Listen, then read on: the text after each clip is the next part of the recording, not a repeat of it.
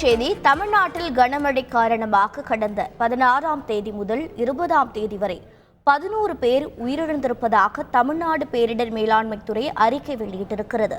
விவரங்களை செய்தியாளர் பாஸ்கர் வழங்கிட கேட்கலாம். பாஸ்கர் வணக்கம். தமிழ்நாடு பேரிடர் மேலாண்மை துறை வேறு என்னென்ன சேத விவரங்களை வெளியிட்டிருக்கிறது? தற்போது உயிரிழந்த இந்த 11 பேருக்கான நிவாரணம் ஏதேனும் அறிவிக்கப்பட வாய்ப்பிருக்கு? கடலூர் மற்றும் கன்னியாகுமரி மாவட்டத்துல திடீர் வெள்ளப்பெருக்கின் காரணமாக இடிமின்னல் தாக்கியதன் காரணமாக 2 உயிரிழப்புகள் பதிவாகி இருக்கிறது. கடலூர்ல ஒருவரும் கன்னியாகுமரியில ஒருவரும் இடிமின்னல் மற்றும் திடீர் வெள்ளப்பெருக்கு காரணமாக உயிரிழந்திருக்கிறார்கள். தமிழ்நாட்டில் கனமழையின் காரணமாக கடந்த 16ஆம் தேதி முதல் 20ஆம் தேதி வரை 11 உயிரிழப்புகள் ஏற்பட்டிருக்கிறதாக வருவாய் மற்றும் பேரிடர் துறை தெரிவித்திருக்கிறது. கனமழையின் காரணமாக கடந்த 24 மணி நேரத்தில் 12 கால்நடை இறப்புகள் ஏற்பட்டுள்ளதோடு 24 குடிசை வீடுகள் சேதமடைந்திருக்கிறது என்பதும் புள்ளி விவரங்களாக இருக்கிறது. தற்போது தேர்தல் நடத்தை விதிமுறைகள் அமலில் இருப்பதால் அரசால் அறிவிக்கப்படக்கூடிய அறிவிப்புகள் இந்த நிவாரணம் தொடர்பான அனைத்துமே தேர்தல் ஆணையத்தினுடைய அனுமதி பெற்று வெளியிடப்பட வேண்டும்.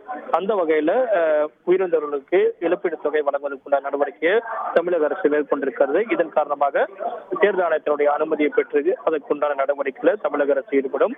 இதன் காரணமாக வானிலை எச்சரிக்கை மையம் ஒன்றுடைய தொடர் எச்சரிக்கை காரணமாக மீனவர்களுக்கான எச்சரிக்கை விடப்பட்டிருக்கிறது. 23ஆம் தேதிக்குள் ஆழ்கடலில் மீன்பிடிக்க சென்றக்கூடிய மீனவர்கள் கரைக்கு திரும்ப வேண்டும் எச்சரிக்கையும், பல்வேறு மாவட்டங்களில் மழையின் காரணமாக பாதுகாப்பாக மக்களை தங்க வைப்பதற்குண்டான நிவாரண முகாம்களும் அமைக்கப்பட்டிருக்கிறது. அந்த வகையில ஒரு 4 கோடி மக்களுக்கு அந்த குறுஞ்செய்தியாக என்பது அனுப்பப்படுகிறது.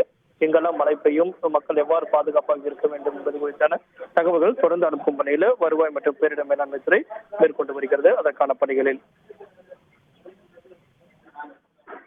விவரங்களை வழங்கியதற்கு நன்றி பாஸ்கர். செய்திகளை உடனுக்குடன் தெரிந்து கொள்ள உடனே சப்ஸ்கிரைப் பண்ணுங்க.